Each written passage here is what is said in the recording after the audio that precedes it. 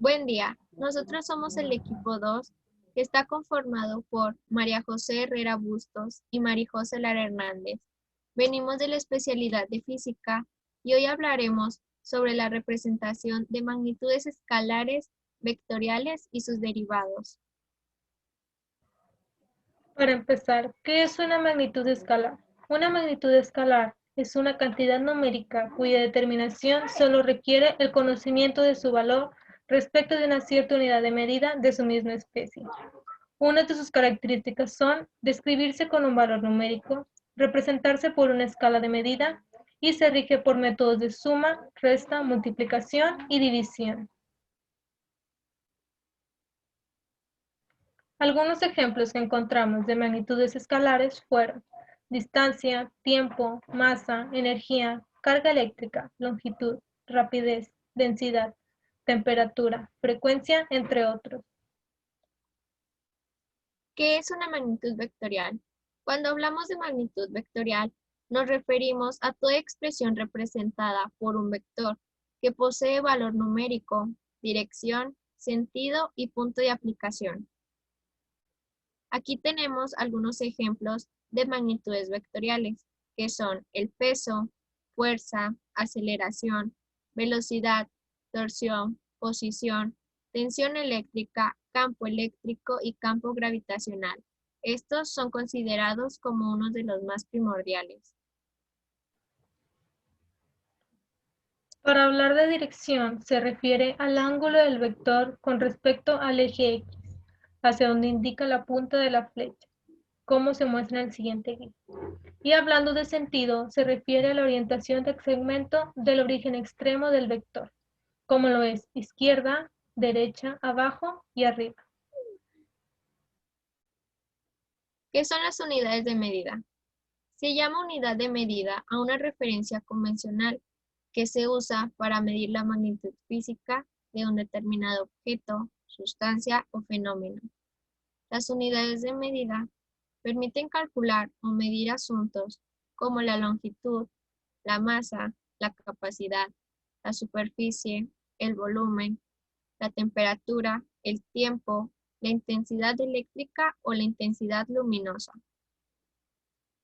Aquí tenemos algunos ejemplos de unidades de medida, que vienen siendo el metro, la pulgada, yarda, pie, milla, kilogramo, libra, onza, litro, radián, grados Celsius, mol, kilómetros, Kelvin y grados Fahrenheit, que se encuentran en el Sistema Internacional de Medidas.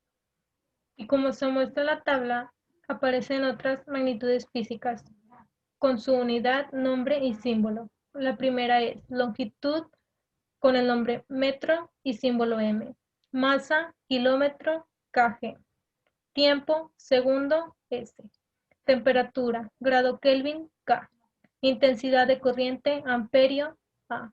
Cantidad de sustancia, mol, mol. Y por último, intensidad luminosa, candela, CD.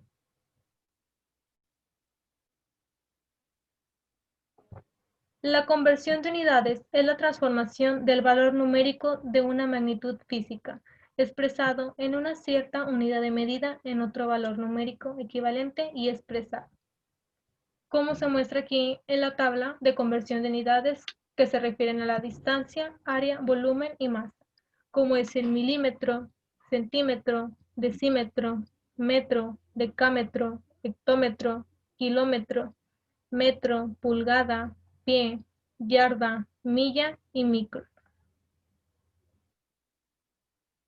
¿Qué es la notación científica? Una notación científica es una forma de representar números para simplificar la forma en que se escriben. Cualquier número puede ser representado con notación científica, expresándose como el producto de un número. Así como se muestra en la imagen, cualquier número real entre 1 y 10, pero sin incluir el 10, se representa con la m. Cuando hablamos del exponente, siempre es un número entero. Los prefijos del Sistema Internacional se utilizan para nombrar a los múltiplos y submúltiplos de cualquier unidad del sistema, ya sean unidades básicas o derivadas. Estos prefijos se anteponen al nombre de la unidad para indicar el múltiplo o submúltiplo decimal de la misma.